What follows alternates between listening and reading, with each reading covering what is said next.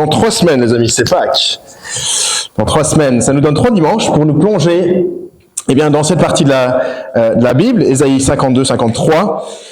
C'est autant l'Ancien Testament, le prophète Ésaïe, on est 700 ans avant Jésus-Christ. Et certains ont appelé ce chapitre le chant du serviteur souffrant. Un passage qui est assez sombre par moments, assez triste, mais glorieux en même temps. Vous le savez comme moi, que le symbole de la foi chrétienne, c'est une croix, n'est-ce pas? On a une croix derrière nous. Une croix. Et pourquoi une croix qui rappelle la mort de Jésus il y a à peu près 2000 ans, autour de l'an 30 de notre ère par crucifixion, une croix. Pourquoi une croix et pas un cœur peut-être qui rappelle l'amour de Dieu? Pourquoi une croix et pas une lumière pour rappeler l'espérance qu'on a dans la foi en Dieu? Pourquoi une croix et pas une colombe pour rappeler l'œuvre de l'Esprit Saint en nous, ou quelque chose comme cela? Une croix. Dans le Nouveau Testament, l'apôtre Paul affirme qu'il n'a estimé bon que de savoir et de faire connaître Christ et Christ crucifié. Pour lui, l'essentiel de tout ce qu'il disait, c'était le message de la croix. Pourquoi une croix? Il me semble que comprendre la croix, la mort de Jésus, est absolument essentiel pour nous. Et c'est ce que ce chapitre va nous enseigner régulièrement dans ces 3 semaines. L'Éternel Dieu, par l'intermédiaire de son prophète, Ésaïe, est en train de préparer le peuple à l'époque, au 8e siècle avant Jésus-Christ, pour comprendre à l'avance la croix. Et Ésaïe nous prépare, plutôt en regardant à l'arrière, la croix.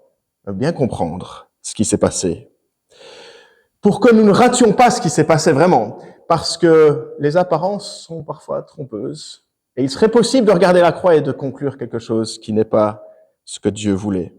Pour que nous puissions, en effet, nous réjouir et exulter de joie lorsqu'on comprend vraiment ce qui s'est passé à la croix. Et donc, je vous pose la question, quand toi tu regardes et tu réfléchis à la croix, qu'est-ce que tu réfléchis? Qu'est-ce que tu penses? À quoi tu penses? Est-ce que tu vois la croix et tu te dis, c'est probablement une défaite, la fin tragique d'un homme encore jeune qui voulait changer le monde? La croix, c'est un bon exemple d'amour pour ses ennemis qu'on a en Jésus-Christ. La croix, c'est probablement un événement de pas de grande portée pour moi aujourd'hui.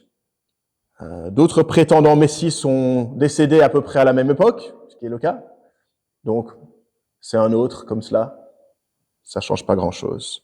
Ou pour vous, est-ce que la croix, c'est l'événement le plus essentiel, le plus important de toute l'histoire de l'homme? Donc, dans ces 3 semaines, notre objectif à travers Ésaïe 53, c'est de pouvoir mieux comprendre la croix, mieux valoriser la croix et mieux nous réjouir de la croix.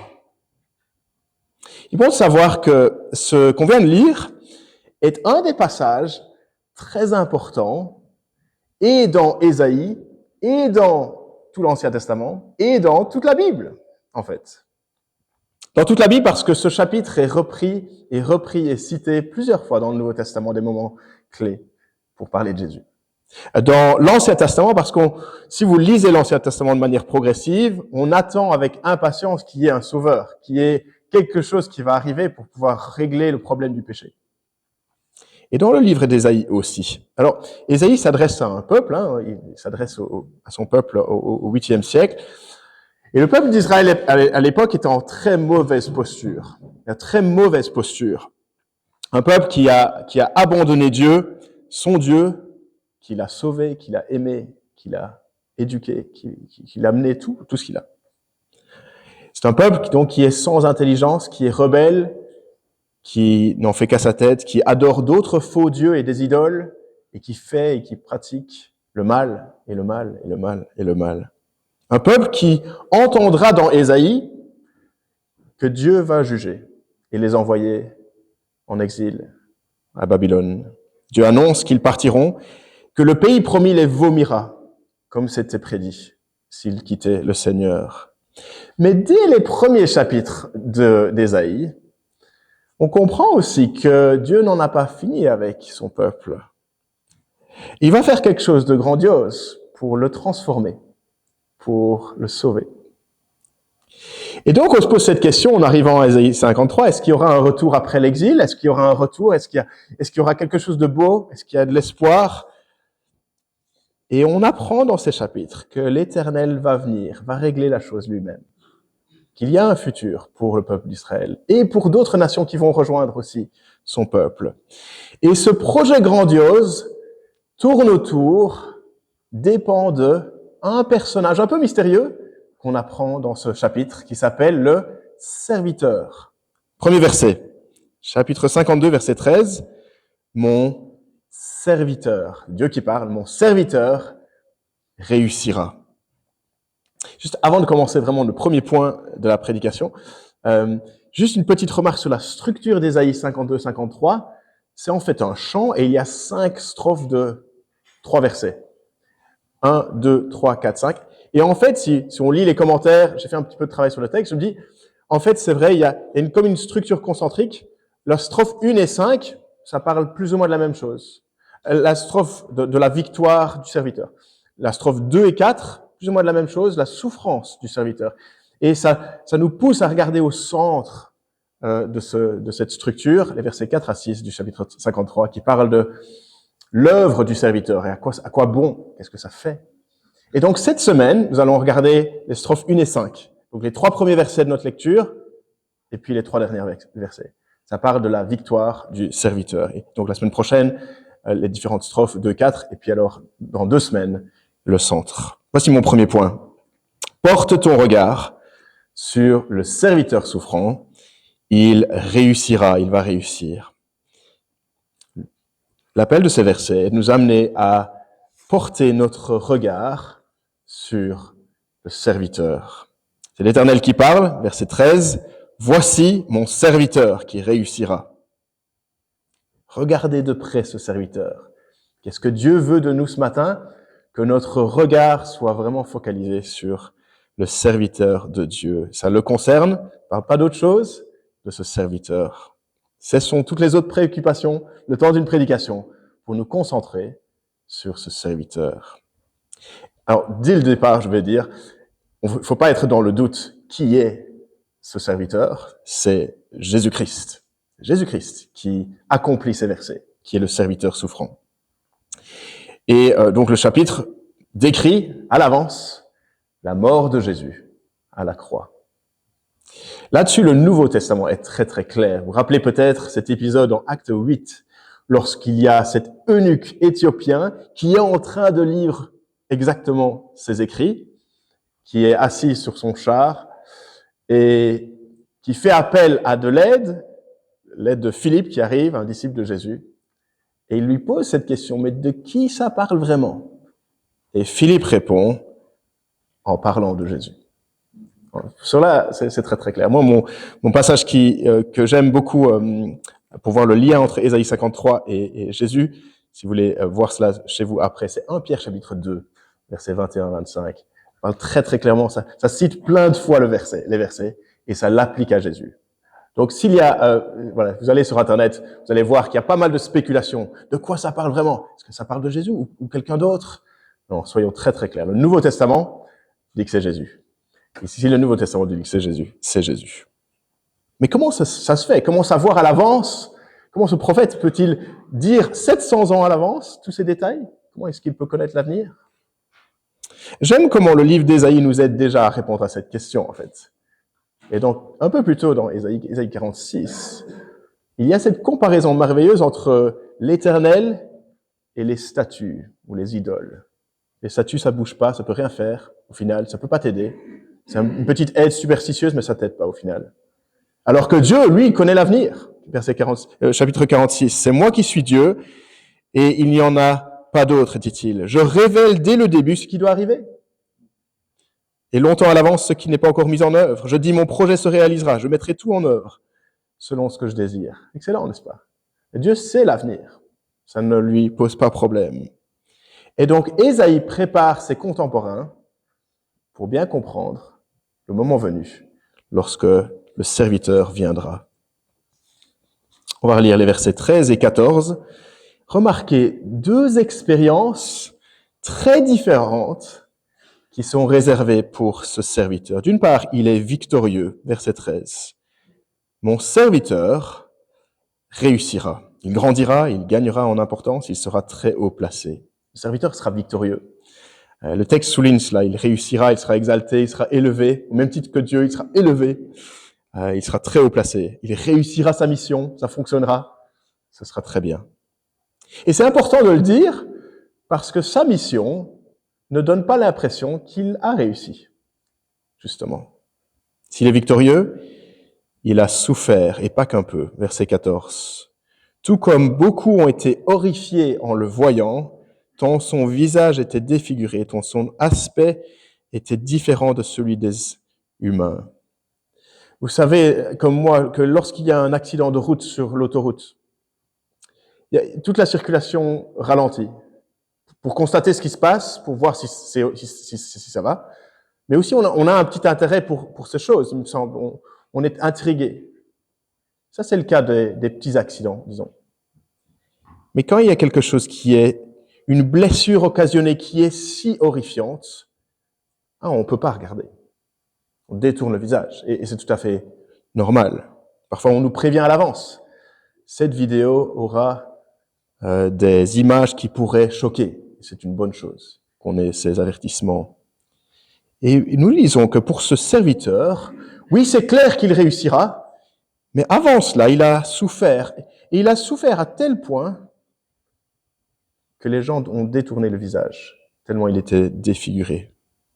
Ça parle de ce que Jésus a souffert à la croix, pour toi et pour moi. Et on va réfléchir la semaine prochaine plus spécifiquement aux souffrances que le serviteur a reçues. À la croix, Jésus souffre cela de manière horrifiante, l'agonie de la croix. Mais donc, comment réconcilier le fait que Jésus soit victorieux et souffrant? Et c'est deux choses très différentes, pourtant. Eh bien, les deux ne se passent pas au même moment. Remarquez les différentes conjugaisons ici. On parle de choses à l'avenir et des choses au passé. La souffrance est décrite au passé. Il était défiguré au passé. Même si pour Ésaïe, c'est encore dans le futur, lui, il le décrit comme si ça a déjà eu lieu. Tellement c'est sûr que ça va avoir lieu. Et à l'avenir, la victoire est décrite. Il réussira au futur. Mais quel est le lien entre sa souffrance et sa réussite? En fait, dans toute la Bible, Dieu peut œuvrer de manière remarquable à travers le mal et la souffrance pour amener, apporter quelque chose de bien. On le voit très très clairement avec l'histoire de Joseph. Vous vous rappelez, Joseph avec ses frères qui sont jaloux, qui le détestent et qui essaient de le tuer, qui le vendent comme esclave, vous imaginez, et qui invente cette histoire pour que son père pense qu'il soit mort, dévoré par un animal. Et plus tard dans l'histoire, Joseph, béni par Dieu, arrive comme premier ministre en Égypte et arrive à sauver toute la région d'une famine. Et cela inclut aussi les frères. Et il y a une réconciliation à la fin, c'est merveilleux. Et il y a cette belle phrase qui dit vous, les frères, avez voulu du tort et Dieu l'a transformé en bien. Le tort a été transformé en bien. Simultanément, le mal a été commis. Et simultanément, Dieu a pu en faire du bien et sauver un peuple. À la croix, il y a la même chose. À la croix, les chefs juifs, les Romains, toute la foule se liguent ensemble pour crucifier Jésus, lui qui n'avait rien fait de mal. Le mal est commis. Et simultanément, Dieu en arrive à en retirer, le plus grand bien que vous puissiez imaginer, le salut des nations. Portons notre regard sur ce serviteur qui est Jésus, qui réussit, on lui donnera raison, même s'il a souffert. En parlant personnellement, c'est toujours un chouette moment lorsque quelqu'un me dit, je pense que c'est la même chose pour vous, oui, tu as eu raison et j'ai pas eu raison moi. C'est toujours chouette, n'est-ce pas? Eh bien, pour Jésus, c'est le cas de manière totale, verset 15. Il purifiera beaucoup de nations. Devant lui, des rois fermeront la bouche, car ils verront ce qu'on ne leur avait pas raconté. Ils comprendront ce dont ils n'avaient pas entendu parler. Imaginez tous les rois de la terre, tous les grands, tous les premiers ministres, tous les présidents à travers toute l'histoire. Souvent les rois et les princes et les dirigeants ont leur mot à dire. Faites ça, je vais mon avis. Et bien quand ils seront devant Jésus, qui sera exalté et élevé, eh bien ils se tairont. Ils seront dans le silence, ils fermeront leur bouche, parce qu'ils se trouvent devant leur propre Seigneur. Et là, ils reconnaîtront sa victoire à Jésus-Christ. Jésus-Christ est Seigneur. Tout œil le verra, même ceux qui l'ont transpercé. Et il y aura donc à la fin des temps une sorte de conscientisation très globale, collective, de la part des grands. Ils comprendront, ils verront ce que Jésus a accompli et ils plieront le genou, de gré ou de force. Porte ton regard sur le serviteur, il réussira même s'il doit souffrir d'abord. Et je pense que ça veut dire au moins deux choses pour nous. D'une part, que la croix est une victoire et non une défaite. La croix est une victoire et non une défaite. Une victoire car même si Jésus souffre de manière violente et extrême, il meurt et Dieu peut accomplir le bien à travers cela. Et il a planifié de faire le bien à travers son serviteur souffrant. La croix n'est pas une défaite, mais une victoire. Surprenant de le dire comme cela. Vous savez, sans doute, l'enseignement officiel des Juifs et des musulmans dit que la croix n'est pas une victoire, mais plutôt une défaite. La croix est un scandale. Les Juifs et les musulmans rejettent le fait que Jésus soit mort à la croix parce que cela serait une abomination. Comment Dieu pourrait-il laisser un prophète mourir ainsi, de manière scandaleuse? Et c'est un scandale. Mais c'est une victoire, puisque Dieu l'a planifié, l'a voulu, à travers le mal. Et le serviteur réussira. Ne nous fions pas aux apparences. À la croix, Dieu gagne. Quand j'étais enfant, on chantait dans l'église un chant, surtout à Pâques. On pourrait le rechanter dans quelques semaines peut-être. Voici le refrain. Cette croix me sera toujours chère. Elle est gloire et victoire pour moi. Rappelez peut-être ce chant. Et par la croix, en la maison du Père, la couronne est offerte à ma foi.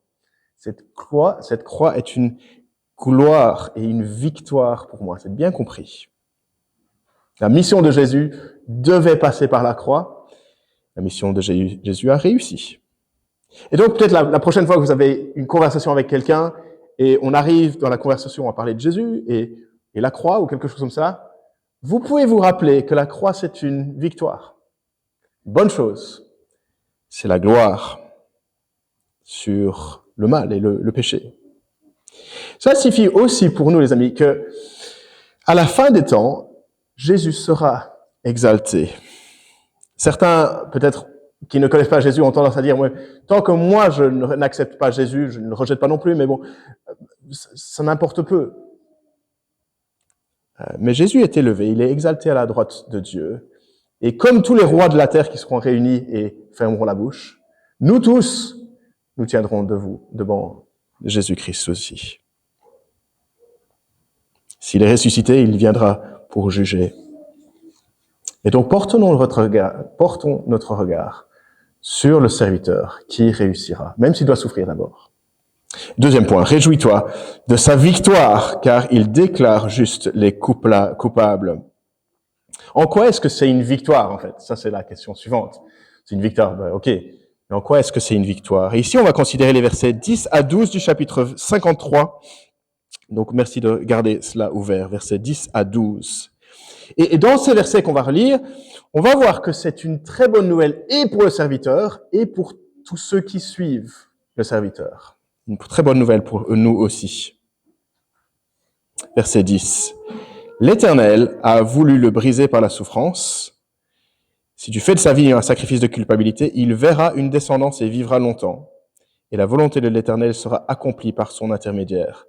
Après tant de troubles, il verra la lumière et sera satisfait. Jésus meurt à la croix, mais Jésus ne reste pas mort. Ésaïe 53 parle déjà de la résurrection. de ce que Jésus va vivre encore, que la mort ne peut pas le contenir. La mort n'est pas la fin, la vie se poursuit. Il est écrit, il verra une descendance et vivra. Qu'est-ce que ça veut dire cela? Jésus n'a pas eu d'enfant, il ne s'est pas marié. De quoi parle-t-on? Eh bien, habituellement, quand on meurt, on ne voit pas notre descendance. On meurt et c'est fini. Pour voir la suite de ses petits-enfants, ses neveux, ses nièces, etc. Pour Jésus, c'est l'inverse. Quand il meurt, il verra sa descendance. Et il sera ressuscité, il aura plaisir à voir et à accueillir ses enfants. La descendance d'une nouvelle humanité en Jésus-Christ, qu'il s'est acquise par son propre sang. Et Jésus voit tout son peuple, et des personnes de toute langue et toute tribu et toute nation qui viennent à lui par la foi, un nouveau peuple fondé en lui. Et Jésus est présent pour nous voir. C'est beau. Jésus prend plaisir à aimer son peuple, à servir son peuple comme le serviteur, à nous soutenir, à nous accueillir dans son repos céleste.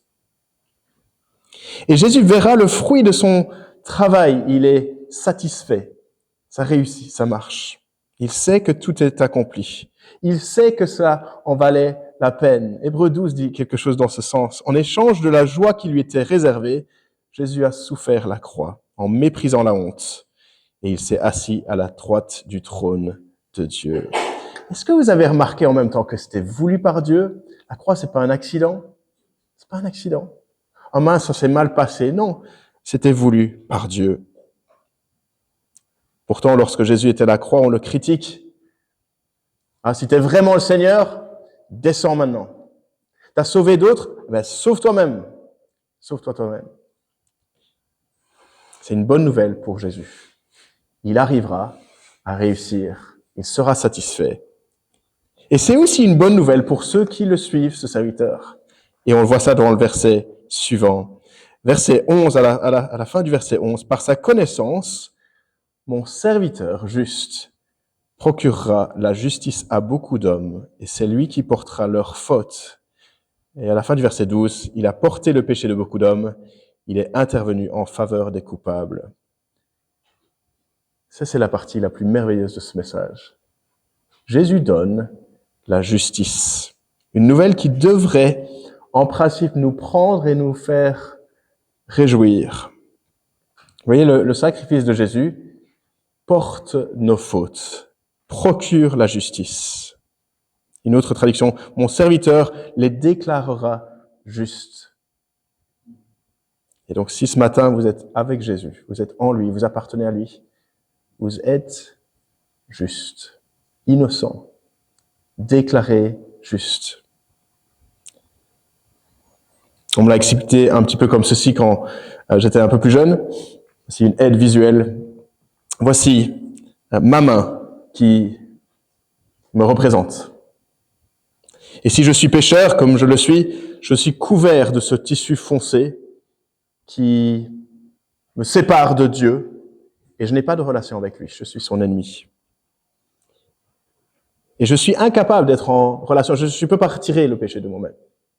Mais voici Jésus, de l'autre côté, qui est le Fils. Et lui, il a toujours vécu parfaitement. Il n'a pas de péché. Il est couvert de sa perfection. Il n'a rien fait de mal. Et qu'est-ce qui se passe à la croix? À la croix, c'est Jésus qui prend mes péchés, qui paye le prix. Et en même temps, il y a un chemin inverse, les amis. C'est Jésus qui me donne sa perfection. Et lorsque Dieu me voit, il voit Jésus-Christ. Il me prend et il me déclare juste. Pas parce que je suis juste en moi-même, mais parce que Christ a pris mes péchés. À l'âge de 18-19 ans, j'avais pas encore compris ceci, bien qu'à l'église depuis beaucoup d'années. Moi, je pensais que sur mon lit de mort, je pensais déjà qu'est-ce qui se passerait à la mort, etc. Donc, il faudrait que je prie de manière continuelle pour régler les péchés du dernier quart d'heure. Oui, puisque c'est pas encore pardonné. Et ça mettait en doute, en fait, mon assurance du salut. Comme un peu cette ancienne carte de recharge pour le téléphone. Je peux mettre 5 euros de plus, 10 euros de plus, et puis alors j'aurai encore de crédit pour un peu de temps, et puis alors il faut que je rajoute. Je me disais, il faut encore que je rajoute cette recharge sur mon lit de mort, parce que je sais pas. J'avais pas encore compris qu'à la croix, une fois pour toutes, il y a eu un sacrifice, il faut pas le répéter. Christ me déclare, juste, j'ai la perfection de Jésus-Christ à mon compte. Je me disais, est-ce que c'est vrai ça? Est-ce que c'est la Bible? Ou est-ce que c'est juste fictif? Et de plus en plus, je vois que c'est exactement ce qui est écrit dans la parole de Dieu. Versets 11 et 12. Mon serviteur procurera la justice. C'est lui qui portera leurs fautes. Est-ce que Jésus a porté tes fautes? Ou est-ce que tu te les portes encore toi-même sur tes propres épaules?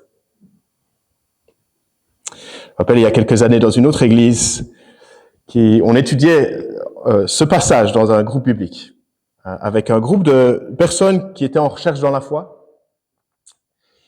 Et l'un d'arrière-plan catholique a soudain dit au groupe, « Je viens seulement de comprendre que mon salut ne dépend pas de moi, mais de ce que Christ a fait pour moi. » Il y avait un moment eureka, et il a parlé de manière spontanée comme cela. C'est sorti tout seul. C'est un moment incroyable. Tout à fait. Ton salut dépend de ce que Christ a fait pour toi. Ce serait pas surprenant, donc, d'exulter de joie et de se réjouir. Et en fait, dans le chapitre précédent, début du chapitre 52 et puis 54, il est question d'exulter de joie dans les deux cas. Et donc, ce chant du serviteur souffrant, c'est un chant aussi qui pousse à la joie, à exulter de joie. Quand les chrétiens se réunissent depuis des années, des siècles, on a tendance à chanter ensemble, n'est-ce pas? Pourquoi on chante? Parfois, je n'ai pas trop envie de chanter.